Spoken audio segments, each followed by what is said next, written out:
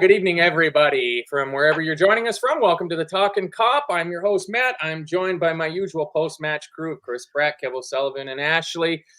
We're going to talk about the return of football, the glorious return of real football that people actually care about tonight, and the Reds back in action. Finally. Ashley, it's been a while since I've seen you. How are things with you? Good. I am also looking forward to getting back to the regular football. International football is hard. I mean, we had the Pochettino thing over here, which has been kind of interesting. It's actually a very similar storyline to the Tuchel thing going on in England, but I'm just excited to get back to watching Liverpool. Yeah, I can't imagine that the Americans are quite as up in arms over the nationality of their national men's team coach. Not quite the same fierceness, I guess. Yeah. I mean, Chris, you're over there in the heart of just the absolute disaster that is the FA. But how are you? Oh, great, mate. Listen, I've been doing algebra with my daughter all evening. So, this is actually quite a relief. This has been my evening. So I've been loving the England fallout and the false outrage. Because is it Sam Wallace of the Telegram saying it's a dark day for English football, but 4 days earlier when they thought it might be Pep Guardiola.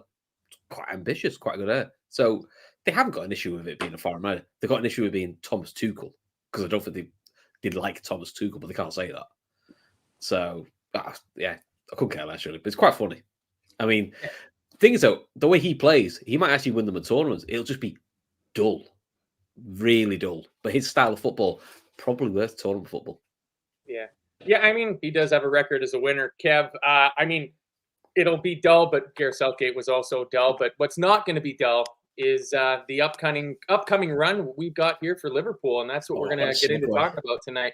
Are you ready, Kev? We got post-match shows coming out the yin yang. Yeah, it's busy. This block of 7 fixtures now between now and the next international break it's going to be telling. We'll find out a bit more about us, a bit more about us under pressure, and we'll see how we handle it. But it's it's not season defining, but this is a run of 7 games that could put us in a really good spot.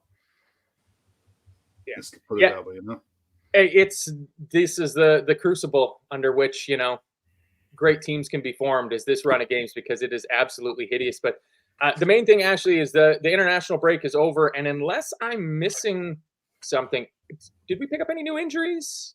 I don't think there's anyone new. I think there's a few coming back, which is great news.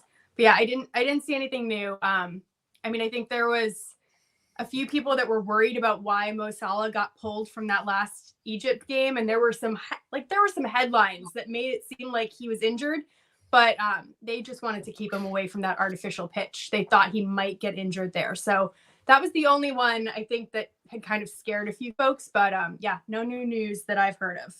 Yeah. And Chris, I mean, before the break, Alexis McAllister picking up a little bit of a knock, and then he trots off to join up with Argentina and plays, and seems like he's come through it.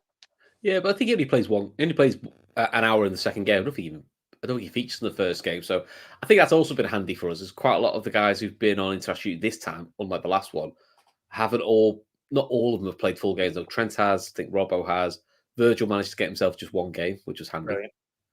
The best red card you've ever seen. So no, it's worked out well. I think Gravenberch had a tough international break. I think he got a bit of a run round with the Germany game, but to be fair, I think Germany did the run round for a lot of people, so it'd be good development for him. And like you said, hopefully like the likes of Chiesa is back. Look like Elliott won't make the weekend, but I get the impression he's not far off. So all looking good. All he now is a couple of contracts signed, and we're all happy. Yeah, like maybe that's why Mo came home early, Kev, is just to have a nice triple contract extension talk. But I mean, I see Szoboszlai got a couple of goals for Hungary. And he got engaged. Oh. Yeah. Well, he shoots, he scores as well. Yeah. Oh, and Curtis Jones. Curtis Jones became a dad, didn't he? Because he got called up for England, and then didn't get featured because he had to rush off to be at the birth of his daughter. Fair play to him. take the rest wherever you can get it. Oh, yeah. So, I mean, that's the international break. I don't think there was too much to talk about because, I mean, I don't really watch the international football. So, Kev, I mean, the run of fixtures, I mean, I'll just run through them here and then we can go around and talk about what we've got coming up ahead of us. But we host Chelsea, then we are away to Red Bull Leipzig, away to Arsenal, away to Brighton in the Cup, home to Brighton in the league, home to Leverkusen in the Champions League, and home to Aston Villa in the league before the next international break. Hoof. That's brutal. Yeah. It's Premier League, mate. It's Premier League and Champions League. It's a tough run of fixtures, but in fairness, the hardest one in there is Arsenal away. They gave us a hiding last year, and we deservedly got beaten. It was one of the few times in the whole of Klopp's era that it sticks out that we really had our pants taken down and we were spanked. You know, we were really soundly beaten. Chelsea at home, no problem. I'm not too worried about this coming Sunday's fixtures as long as we turn up and do our part. We turn up and do our job and play to how we've been playing. It'll be a tough game, but I expect to beat everybody at home, and I don't care who they are. The Brighton Cup fixture, I think Brighton will go really, really strong. I think they'll go as strong as possible. I really, really, really hope we don't.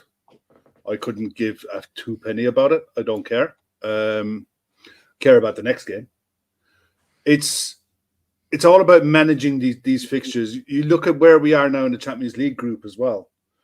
If we can pick up 6 points out of the 2 Champions League fixtures here, that puts us in a really solid position to come in the top 8 in the group, irrespective of we got Real Madrid coming after the international break. So they're some tough games, but I think Arsenal and Villa are probably the toughest games there. Yet we're playing Villa at home, we're playing Chelsea at home. Arsenal away is the hardest fixture, no doubt. You know, that's going to be the acid test. And it's not as if I'm glad we got Chelsea first. If we had Arsenal first, coming back off an international break, with how some players come back from international breaks, I'd be a lot more nervous. But don't worry, come 3:30 Sunday, I'm going to be nervous as all hell. Right now, I'm talking a good game, but I'll be as nervous as anybody else come 3:30 on Sunday. But at the end of the day, I expect us to beat Chelsea. I expect us to get a result in Leipzig. They're not what they used to be. You know, they're a good side, don't get me wrong, but they're not what they were a few years ago. And we should be buzzing going into the Arsenal game. That's what I'm looking forward to. Now, what about for you, Ashley? I mean, I don't know. I'll speak for maybe the rest of the panel, but I'm thrown off by this optimistic Kev. I absolutely love it. Grumpy Kev is dead. We've got fully optimistic Kev. He says we're taking 21 from 21 points in the 7 games we got coming up. Do you expect, Ashley, to see fairly wholesale changes between the Chelsea, the Leipzig, and back to the Arsenal game, that run of 3? I don't know if we're going to see like 10 changes. But I do think we're going to see significant rotation. You know, we've got like a pretty good 1-for-1 thing going with our squad where, you know, if Diaz is out, you put Cody Gakpo in. And for me, they're both, you know, exceeding expectations this year. You know, I think we have a couple places in the squad that we can do that without too much of a drop off. I think, you know, even Trent to Connor Bradley, I think that works out pretty well for us. I'm worried about our midfield rotation and how that's going to work. I think how he deals with Gravenberch during this period is going to be fascinating because I'm not sure Endo is that like for like switch that he can do. I think it's just going to be a learning experience. I mean, we all looked at that first set of fixtures, wondering what Slot was going to do with rotation. He didn't rotate. And that was a surprise to me and probably to a lot of you.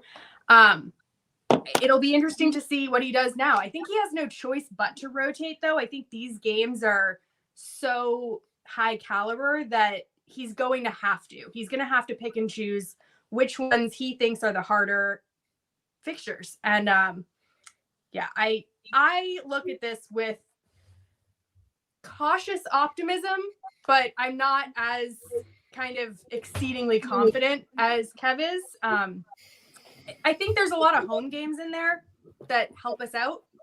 But I mean, we'll see. This is where we want it to be.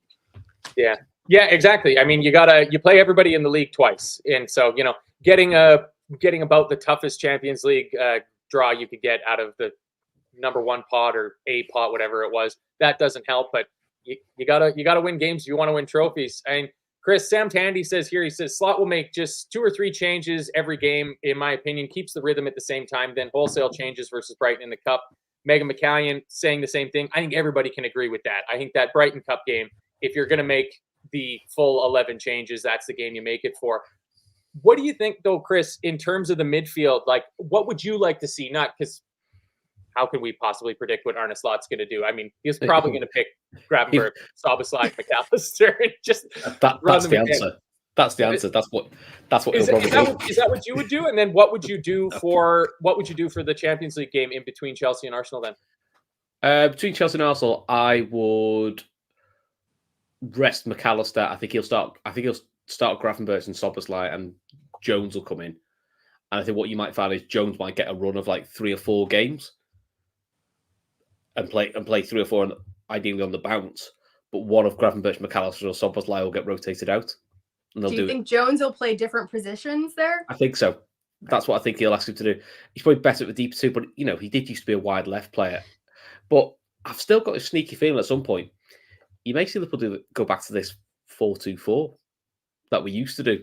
Just do, say to Jones and Gravenberch, sit as a 2, and he just plays Chiesa, Gakpo, Diaz, Jota, and go with that, or Salah, because he can still do 4-2-3-1. It's just that when we have the ball, we go really attacking, and he's done it before. So that also wouldn't surprise me. Maybe not against Chelsea or Arsenal, but it wouldn't surprise me if he tries something like that in the Cup. That's one way around. I'm intrigued to see how they use Chiesa as well, because having that 6th option is going to be handy. But I'm looking forward to it. I'm not particularly worried about the games. I'm not. I just think it's what you're in it for. There's far too many people are doom and gloom going, oh, this could be a really tough fixture. Yeah, it could be. We could sit here and not win any of them, and it'll be shite. But what if we don't? What if we go on a run like we have done in the past? And we showed last year this side could go on runs, because it came 3rd last year. So it is capable of doing it. I love this. I'm not sure where all this optimism is coming from. I'm absolutely overjoyed with the whole You're suddenly panel. back on the pod, and everyone has optimism. Do you know what I think it is? I think it's because there's a new manager. There's the element of the unknown. And there's 2 ways to leave the unknown. You could go doom and gloom and think it'll definitely be rubbish. You could do we played no one, yada, yada, yada. Or you can go, do you know what? We don't know what he's going to do. So embrace the madness, as I say. And do you know what? It is what it is. If we end up picking 3 or 4 injuries up, then it's going to happen at some point to all clubs and managers. So we'll see how he adapts to that.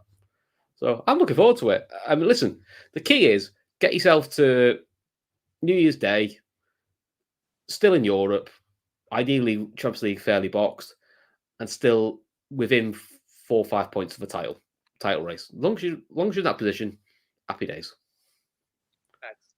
I'm just so happy. Everybody's so optimistic.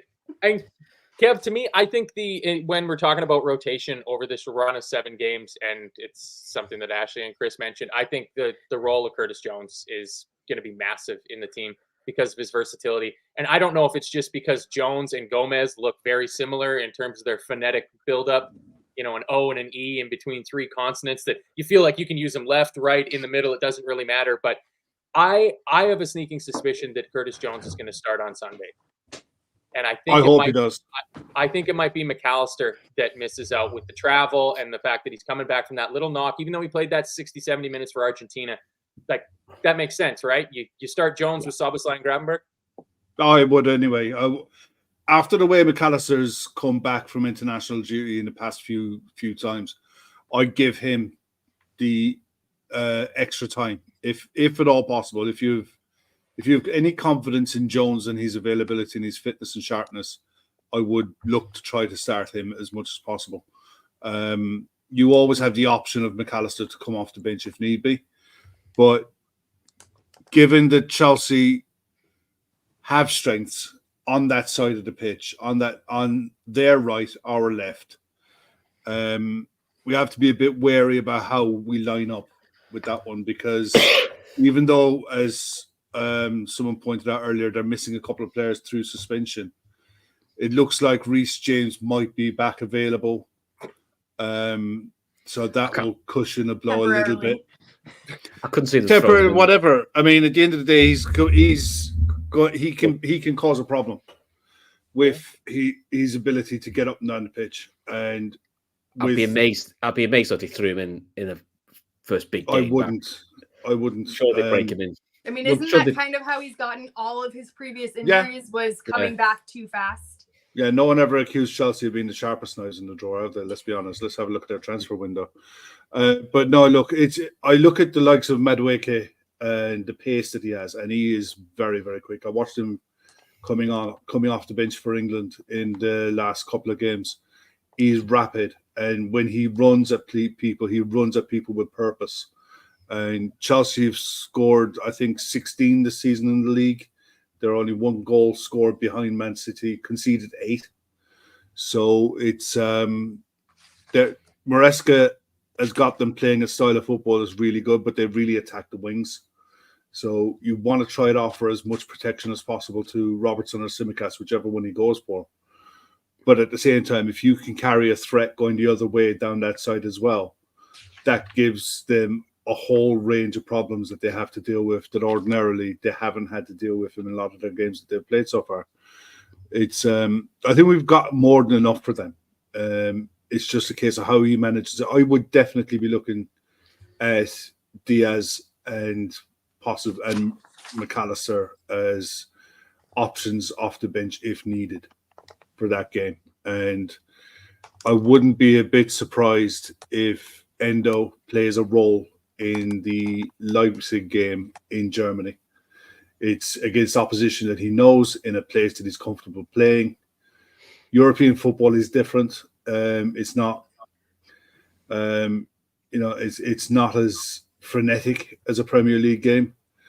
So I wouldn't be surprised if he's used as an option, even if it is for an hour, to maybe start that game for 60 minutes, see how the game goes. If he plays well, play the 90. If not, you have the ability to make adjustments, because the one thing I watched the Germany-Holland game, Germany were very good.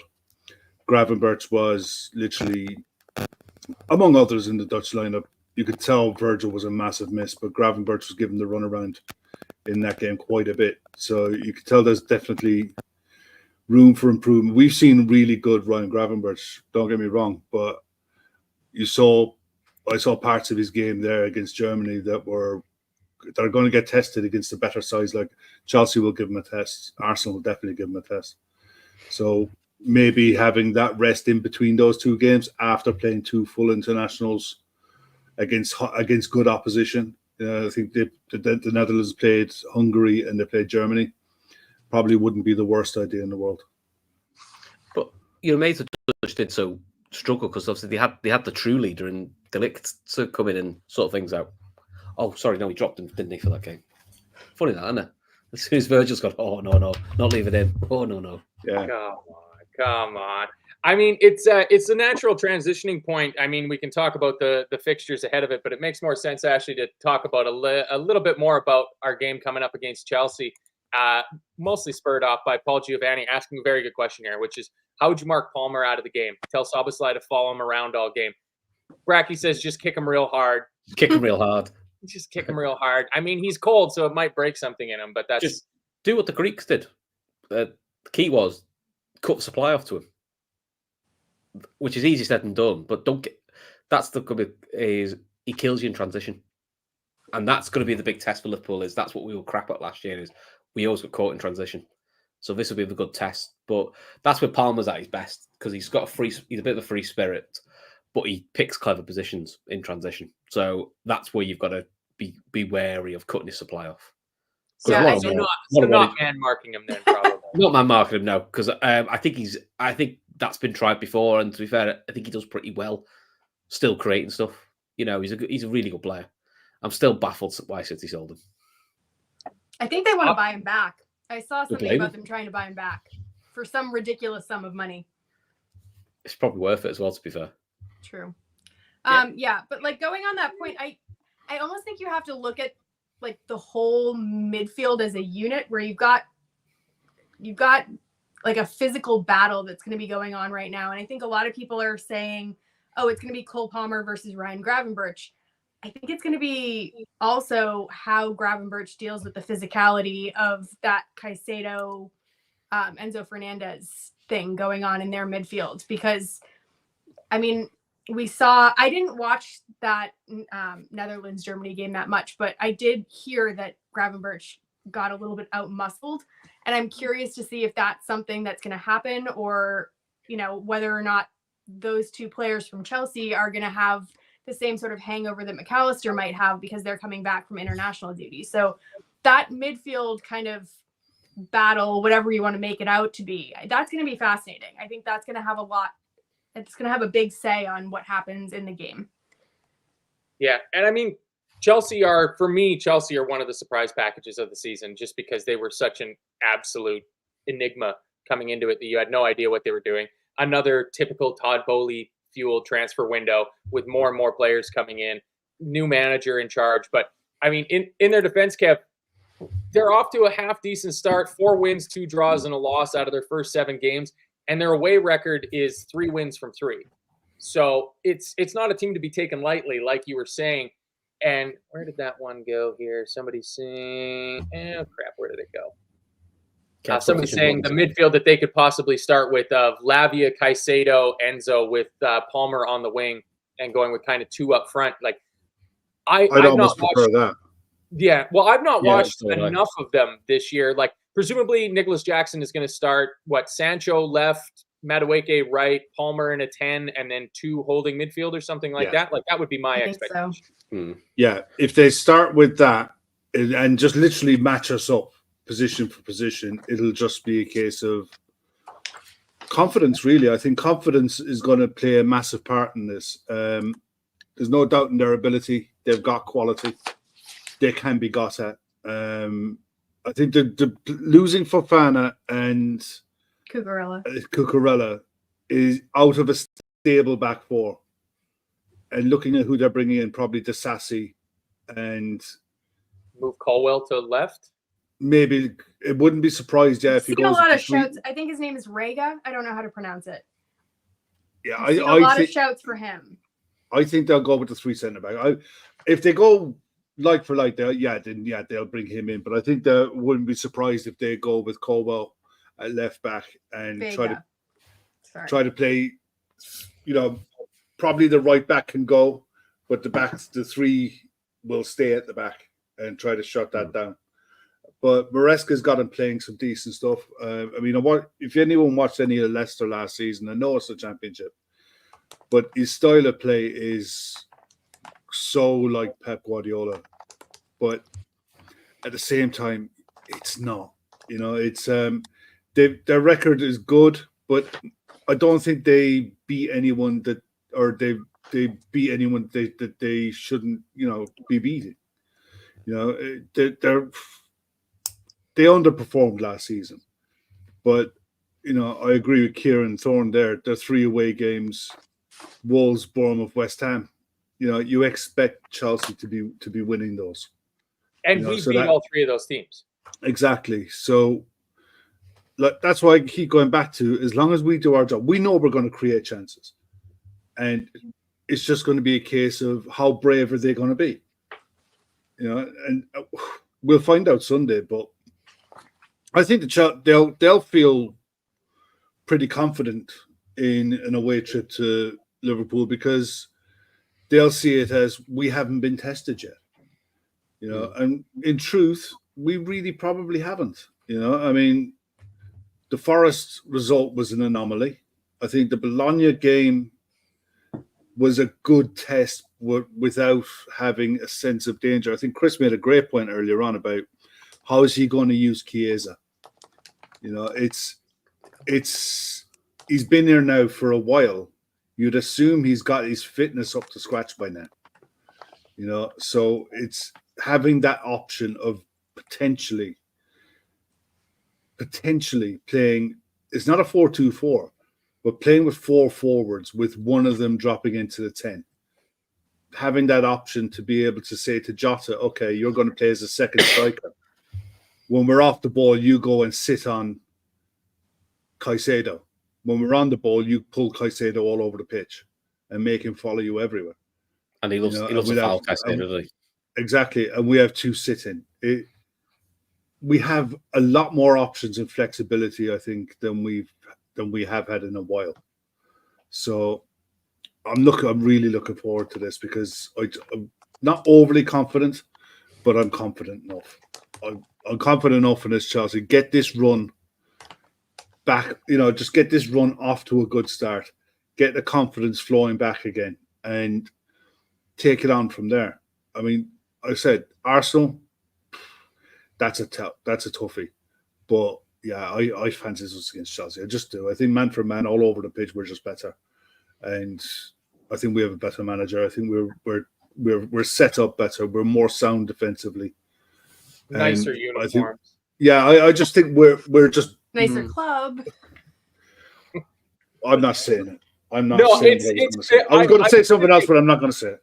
I completely agree, Kev, especially with the importance of getting this next block of fixtures off to an impressive start. And Ashley, Sam Tandy's comment here, he says, a lot will hinge on the Anfield atmosphere, to be honest. Remember the home game versus Chelsea last season, they couldn't handle the occasion at all. This feels like one of those games where you really hope that the 60,000 lucky enough to be inside Anfield for this match bring their A game. It's the late game, I believe, on Sunday. I mean, they're all early for me over here, but it's the primetime Sunday night game. Everybody should be well into the cans by the time they get into Anfield, make a raucous atmosphere and help us get off to that good start. And I agree with Kev. I can't wait to have the football back, but it feels like a marker, Ashley, like this match. Like if we wobble in this one, it feels like the next 6 could wobble also. Yeah. I mean, I hope that they're making out to be something that could be like where they could put a stake in the sand and be like, this is where we're at. Because I do think the media has just run away with this narrative. I put in the chat, they've really made it out to be like the battle of the untested. And I know Chelsea faced Man City very, very early on. But in general, that's kind of the media narrative is, oh, well, Liverpool haven't really faced anyone. So, they were making it out to be, I was reading the NBC sports coverage and they were saying that basically Chelsea and Liverpool were both outside contenders for the title and kind of put them at equal footing for outside contenders for the title. And I thought that was kind of a mad shout. But I hope that Liverpool and Slot kind of frame it in a way that they can be like, let's just silence the doubters. Let's just show up. We have always kind of been a team for the big occasion. We've always had players that enjoy stepping up to big competition, and it's about time that we do that. So let's do it. Let's show up, and hopefully the fans get behind everyone and agree with that and encourage the team on, because I think that was kind of, again, I'm not an Anfield expert by any means, but I think that was one of the criticisms that came with the Forest game was because of the time and because it was Forest, that the atmosphere was sort of a little bit quieter than usual. And I hope that this time is not like that. I mean, this is Chelsea. Whether or not you want to believe that they're title contenders or not, I personally don't, but they're top 6 contenders for sure. That's a big matchup. And I think that if the fans can look at it that way and show up and really support the team, I think that we'll have a really good chance. Chelsea are probably favourite for 4th at the moment because I think, to give them credit, I think since the turn of the year, I think form guide wise, they have been the 4th best side. They just give themselves too much work to do to get anywhere close to catching a Villa or a Tottenham. But this run of form they've been in, they have been in a decent run of form under Pochettino before the new guy came in. So it has been there for a while. I'll be honest, even if Liverpool win, we'll still be told we've played nobody until we play Arsenal. That's just going to be the way. I mean, the atmosphere thing, I do get it to a point, but I think Danville Rat made a good point on this, saying this isn't a new thing. Go back, you can find loads of videos of Liverpool players in the 80s talk about the crowd's not as loud as it used to be. as someone pointed out, the first time Liverpool back in the Champions League in the 04-05 season, the year we won it, ground wasn't full for the first few group games. It wasn't. It was quiet.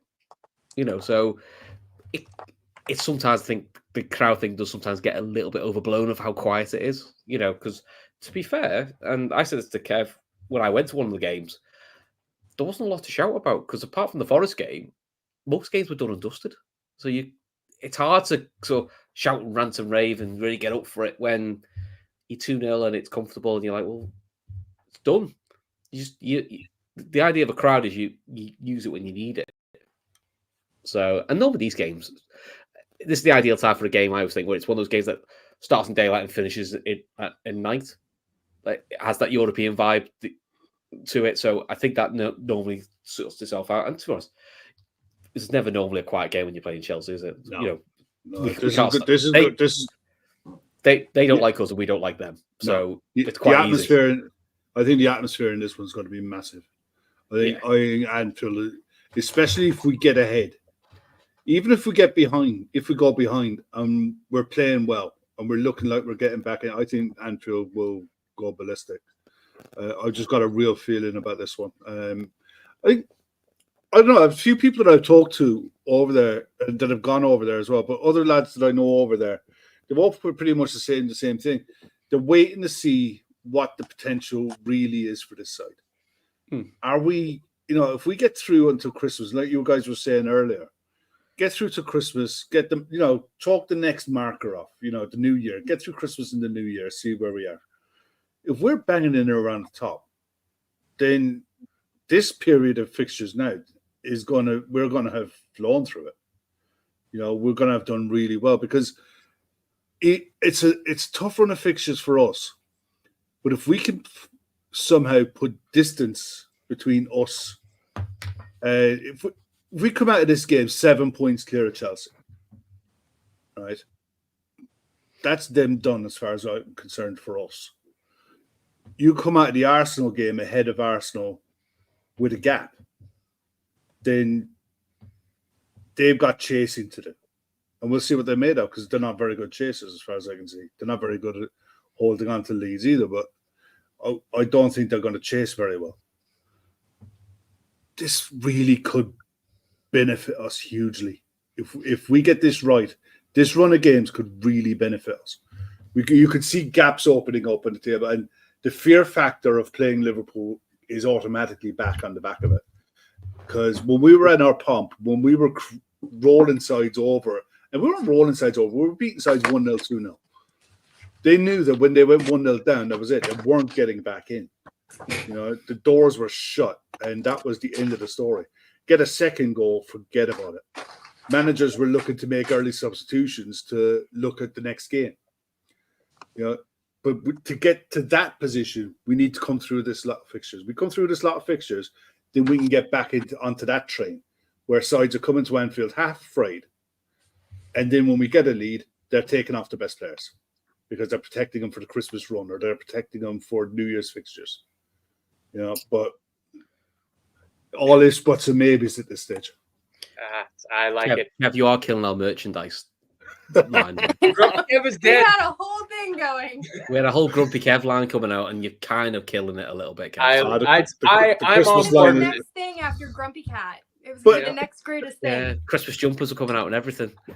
Oh, Gav's not listening to this. He'll be fuming if he thinks But this is all true, Printers have though. already been contacted. It's like you look at all those fixtures, right?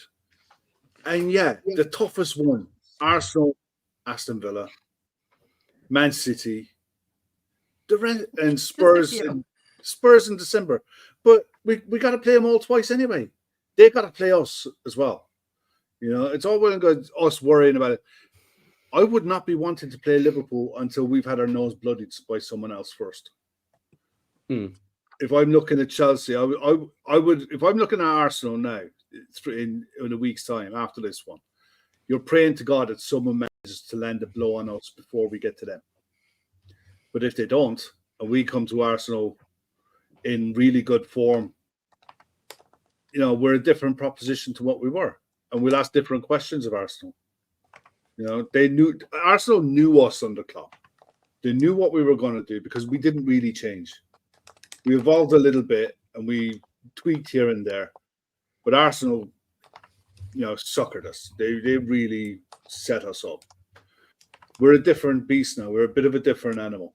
And we're still learning it ourselves. Even like Chris was saying there when you were talking about the atmosphere at Anfield.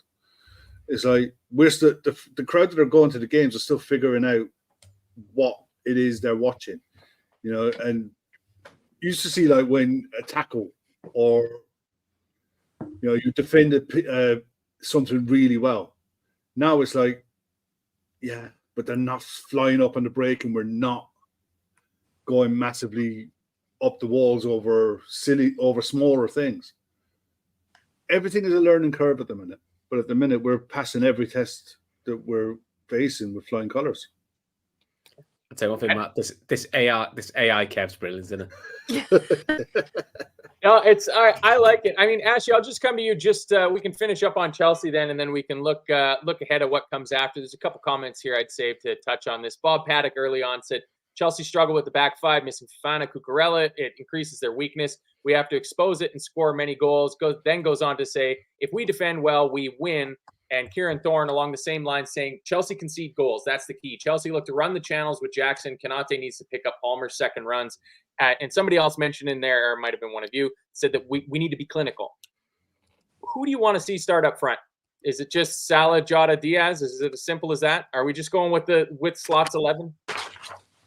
I think so. I mean, he hasn't shown us anything to the contrary for me to think that he's not going to just pick his strongest 11. I mean, I do understand the shouts for Jones, but again, it's a learning experience. But from what I've learned so far from Slot is he has his preferred starting 11, and I think he's probably going to go with it. I think that he thinks that I think Joe starts Europe. I don't think he starts this weekend. Yeah, I could see that. I could see Endo starting in Europe. I could see Jones starting in Europe. But I think that for these games, especially if he does want to do that marker, I think he's just going to go with the same old same. And I'm not mad at that.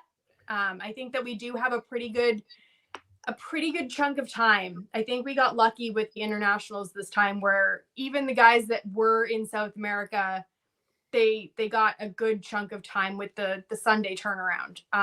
So I think it's going to be the same 11. And I think I understand what Kev's saying. I think that people are trying to figure out, like, they're trying to gain a level of trust with this team. And that's where I am too. Like, I want to be super optimistic, but I also feel like I need kind of like a bank of evidence to be super optimistic. And I feel like I've got the beginnings of that bank going.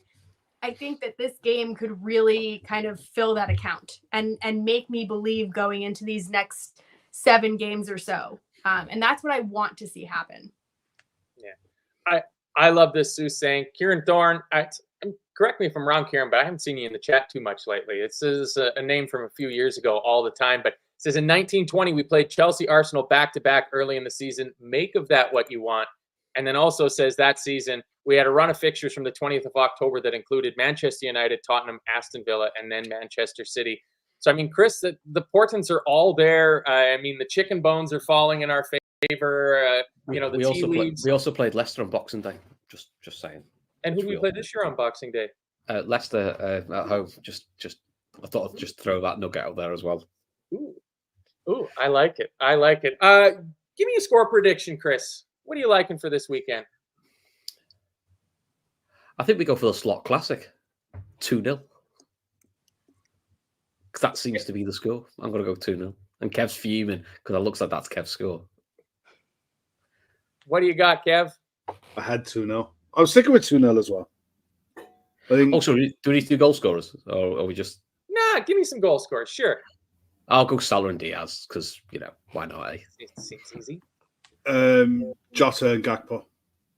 Because I'd start Gakpo over Diaz. Diaz comes to just go. Sorted. The only reason I'd start Gakpo over Diaz is purely for his physicality. Yeah. On that side of the pitch. I honestly think Coach Colwell will play at left back, and I think he could probably do a job on Salah that side of the pitch. But I think that will pull Disasi over onto the other side. And I think Gakpo is tailor-made to cut in on his right foot from that. I think he'll catch one and he'll get one right. I like that. Bob Paddock here says 3-0, a Maresca red card, a Caicedo red card, and a Mo Salah hat trick. That is that's some accumulator. At some point, Caicedo is going to get a red because he's the master I've seen so far of somehow escaping a second yellow. Yeah, he's got that Fernandinho thing about him, which is quite annoying. Mm-hmm.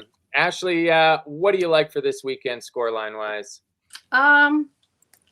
Well, I don't want to repeat anyone. I'll go 3-1 to the Reds. No clean sheet, Ashley. Outrageous. Sorry. I know, no clean sheet. I think that Chelsea are very gung ho, and I could see them slipping one past. I could see that happening, but I don't know if they're going to go with that back three. I think that this Vega guy is probably going to be the one that steps in, and I think that Mo Salah versus Vega could be a really good battle. So I think we might get a little bit of joy there.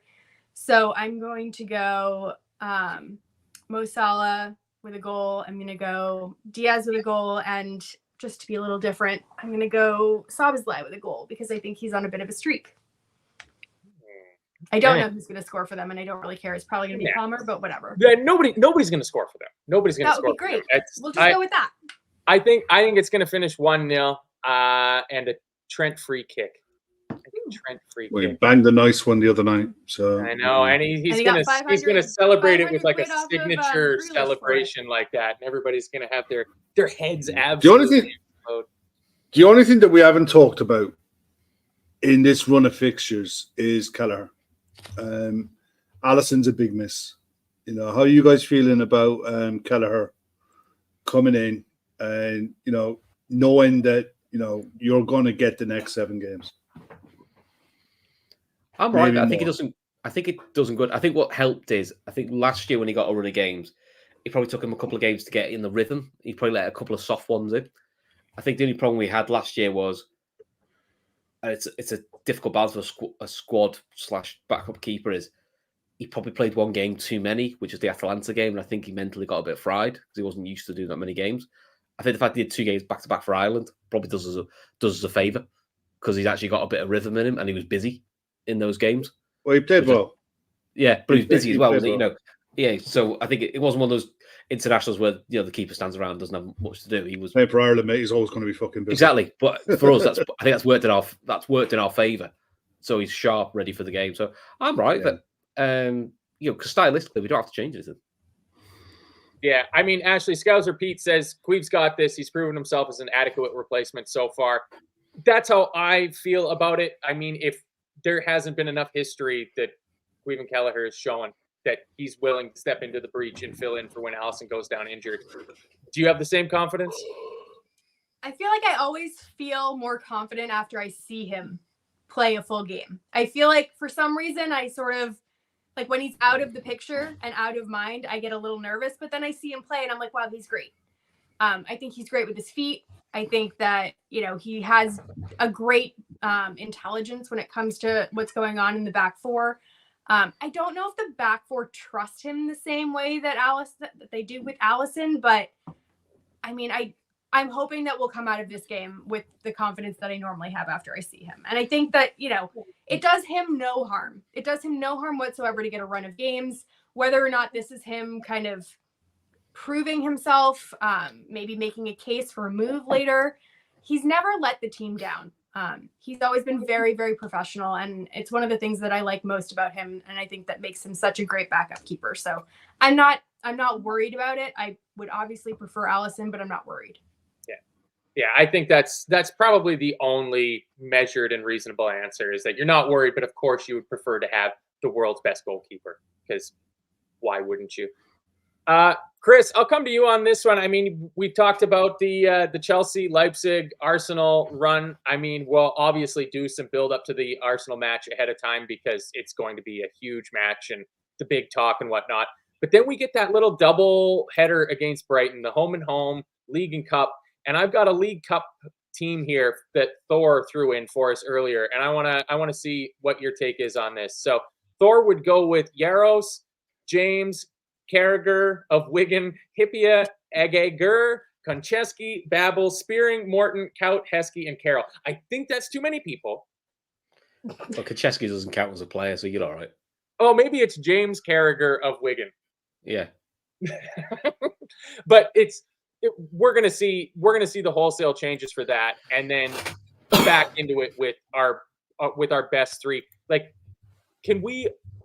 It's Brighton away, so I think even you play your best side Brighton away, you still could lose because they are a tricky side. So I think that's one where you see the wholesale changes, and you hope you get a bit. But not kids, though, right?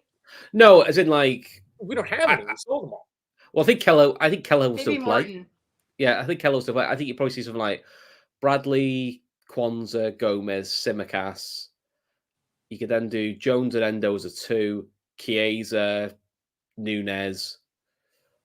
There's a few there, and then Elliott might be back by then, so you could probably start Elliott as in the 10, and then the other side, Gakpo. I think Trainioni is nailed on to start that Brighton Cup. I think he comes off the bench because we thought he was nailed on for the West Ham game. He didn't even get in the squad. Yeah, but he's now signed his first professional contract with the team, and it feels like reward for that. But I think he's just a bench. I think he'll just be on the bench because he's about 3 stone wet through at the moment. I think he needs to bulk up. I think he needs to bulk up for men's football. You know, he's only a kid. Yeah, and Kev, is it realistic to think of this block as like 3-2 or 3-3 with that Brighton Cup game in the middle? You do Chelsea, Leipzig, Arsenal. Like you rotate for those 3 games to keep mostly the same 11 going. You know, Slots preferred starting 11 going. You rotate around, wholesale changes for the Cup, and then back for the next run of 3 games: Brighton League, Leverkusen Champions League, Aston Villa in the league. Because those are 3 games. Yeah. Everything is contingent on injuries and suspension. So that's something you can't legislate for, but what you can do is manage the 3 games in mini blocks. I'm just out of curiosity, I kind of might have undersold Leipzig a slight tiny small. Well, they are second in the league, aren't they, Kev? They're joint top. They're level on points with Bayern Munich, and I'm just looking at the 11 that they put out against Juventus that they lost 3-2 in the end, where They played a 4-4-2. They had Galassi in goal. Gertruda, remember him from the summer? Mm-hmm. Yeah, Gertruda, Orban, Lukeba, who we've apparently been linked with. Raum, which is a good left back. I like him as well. Player, Really good player for Austria. Baumgartner, I think he's an absolute quality player. Seiwald, I don't know anything about. Haidara has been a good player for a while. Xavi Simmons, everyone knows about him. Benjamin Sesko up front with Openda. So yeah, that's a proper 11. This first block of 3 is not going to be easy. And they're in a position in the Champions League groups where they need a result. They lost 2-1 to Atletico Madrid. 3-2 to Juventus, and Juventus down to 10 as well, weren't they? At the time? Yeah. They need a positive result. Yeah, Juventus lost. I think their fullback. So the Bundesliga table was all it took for Happy Kev to disappear. All it took Kev was to realise what he said was untrue. These are rubbish. Top of the German league. It's still a side that you'd expect to be able to make 3 or 4 changes and go and put in a proper job, because the changes that we're making, I mean, look, it's no secret that we need to add depth in midfield, quality depth, okay? Because, you got our normal 3, and then Jones is 4. Then you look at Elliott. We don't know what he's like in the system because he hasn't really played. Endo, Morton, we need to add in midfield, no doubt about it. So the key really is to manage the minutes of the midfield over 3 games to try to maybe even out the minutes between 4 and 5 players over these 3 games. Get through the Brighton away and then deal with Brighton at home when we were almost like had a a week off, more or less, or the majority of the players will have had managed minutes in that midweek cup fixture. But yeah, it's that Leipzig games could be an absolute crazy game of football. I'm looking forward to it again now. I can't wait. All right, he's back. He's back. No, I'm looking forward to it. Do you know why I'm looking forward to it? Because Arsenal were hell bent on paying 50-odd million for Ben Sesko. And he said no. He said no. He is a quality. He's been tipped up now for a while as being the next one on the Leipzig conveyor belt. And, he scored 2 against Juventus as well. So I'm looking forward to seeing him play. I'm looking forward to seeing what Gertrude can do. We'll see what the hype was like. See if he's worth another look. If anything doesn't go the way we want it to go with Trent, there's some good. Lukeba, the centre back. We were strongly looking at him apparently. Really highly rated, highly touted. So there's some things to look forward to in that fixture, big time. Yeah, it's happy days. We are quickly approaching Festival of Football season. I mean, there's another godforsaken international break coming up after this run of 7. And then Gav originally asked us to do a 10-game preview because the 3 games, Ashley, after the international break, I mean, just... Doesn't get any easier, does it? No, I mean, we can stretch it out to 5 games. I mean, we come back against Southampton, away to Southampton, which is fine. Southampton look like they're just going to go right back down again. Russell Martin seems to be sticking to his guns to the point where he gets fired. But then we host Real Madrid, host Man City, go to Newcastle, and go to Everton. Yeah. This is going to be Toronto, right? Like, this is. There's every 3 days there's football. You're playing big teams. Like, The Everton's at 12:30 as well, isn't it? Yeah, it's after we travel to Newcastle. That always kills a derby. It's an away to Newcastle Wednesday night. And then they moved it for TV, which is annoying. But at least we don't have to travel. Amazing. 5:30 in the morning is a great time to watch sports. Yeah, 7:30 is not much better, to be honest. 2 hours better. Yeah, I don't know. I mean, if we can get a run going and we can get some confidence building in some of these games, like something really magical could happen here. And, we do see a drop off after that, where I think there's like a Spurs game mixed in there, but in terms of our opponents, they get a little bit more manageable. So around the festive fixtures and whatnot, I think that we can rotate a little bit more. But if we can get something going, maybe Grumpy Kev can stay in the corner for a little while. No one puts Kev in the corner. You just line him up and he hits him out of the park. We're so in sync, Ashley. No, that's what we do. I mean, we're great. I think there's something to be said there. It's something also Kev said about just creating something, a little spark, a little moment of magic. And if you feel like you've got that moment of magic in you, I would direct you to footballprizes.co.uk. Because for £2.95, they're selling about 1,000 tickets. The top prize is 2 hospitality tickets to Liverpool hosting Real Madrid in the newly revamped Swiss League Champions League. It's the tickets are, as somebody that has had to buy hospitality tickets before, they are rather expensive. So that is an extremely good prize that Football Prizes has going on for, I think it's 2 weeks now that they're doing it. A couple of instant win prizes in there, a bunch of different signed jerseys from mostly strikers. I think it's mostly forwards in there, maybe a Soboslai thrown in as well for good measure. But obviously the big one in 1,000 chances for £3 that you win a pair of hospitality tickets to quite a large game. So presumably I'll see some, if not all of you, Sunday after the match. Everybody in? Hopefully. I've got the women's game, which finishes at 4. So I've got half hour to rush home. Well, if you only catch the second half, you can come for the second half of the show again. Yeah, you'll take crash it anyway. It's not like I've done that before, is it? Yeah. It's the best part of the show. What about you, Matt? You're the one that hasn't been here for a little while. Are you? I know, That's because we haven't played games in a while. out on painkillers and hobbling around the house. It's ridiculous. No, I can't wait for the football to be back. Good. When I first got hurt, my dad, because I got hurt at the farm, he was like, "Oh, this would be great. You can watch all the footy you want." And it's like, it's a fucking international break. There is no fucking footy. This is bullshit. All the timing to get injured on a stupid international break is ridiculous. But even more when there's a cat in the background there. We were all waiting for it to jump on you just to finish you off. Cat's fine. He's nice. He's great. He's always good. But yes, it is getting to the joyous part of the year if you are a sports fan.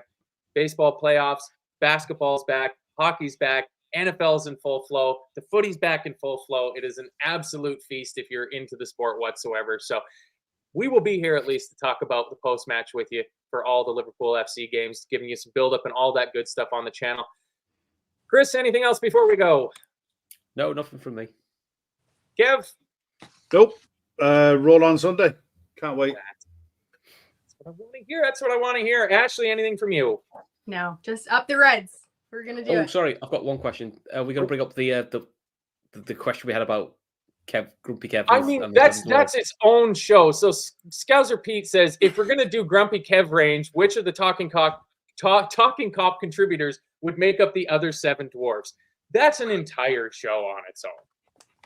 You can't do that in an outro. Well, Come there's on. there's an international break coming up, so you guys can have at it. Yeah, there you go. I'm sure somebody can Photoshop it. Yeah. Oh, it's between. I just want to know who's playing There's happy. trouble there. Yeah. Who's playing happy? Oh, it's got to be Keith. Keith's always happy. I don't know. We had a shout for Phil to be happy, and that's not bad either. I mean, I'd have a tough but time Phil doesn't watch football anymore, so yeah, I'd have a tough time. That's why he's happy. Yeah. That's why he's happy. I mean, what are the 7 dwarves? Like, there's Dopey, Grumpy, Happy, Bashful, Sleepy, Sneezy, Sneezy, Doc. Doc. There's Doc. Doc the too. brains of it, isn't he? Well, that's got to be Gav then. That's got to be Gav. I thought Gav was going to be Snow White, but Gav can be Doc. Sean is Snow White. Yeah. I mean, He's got the hair. He's too big. He's too I big know. to be one of the dwarves. Emmett's Sleepy, definitely.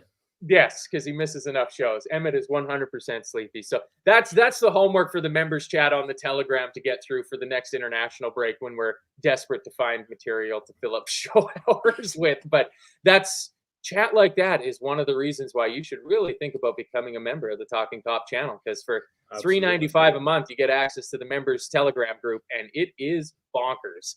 More so when there's no football on, because and you get great food recommendations. It's wonderful. Yeah, Listen, we need to find a good international food shipping company so that we can all swap potato chips and chocolate bars to each other and have a big taste test extravaganza show one of these days. Because the fact that you guys don't have ketchup chips is just that's an outrage. Yeah, we do. That's not what everybody was saying in the members chat the other morning. You can get ketchup flavored crisps. Of course you can. They're shite, but you can get them. Well, there's the problem. Ketchup chips are the absolute best. But anyway, that's the sort of goodness you get when you become a member of the Talkin Kop. Get into our hilarious, fun Telegram chats and take it from there. But if you've been watching, thanks for watching. Hit a like on the show for us. Share if you can. Keep your notification bell on, because you might just get a random show popping up in the next day or two. But we will definitely have a crew of people back here to go through what is hopefully a comfortable, clean-sheeted Liverpool win against Chelsea on Sunday. The football's finally back. Thanks for joining us, everybody. We'll see you after the match on Sunday. Adios.